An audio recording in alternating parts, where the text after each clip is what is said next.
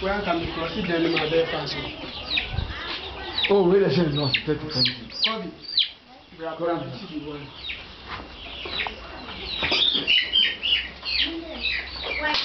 Yeah, we did.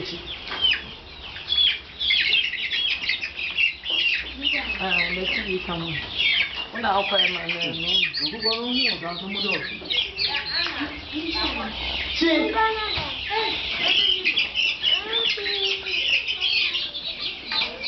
Come, you don't want the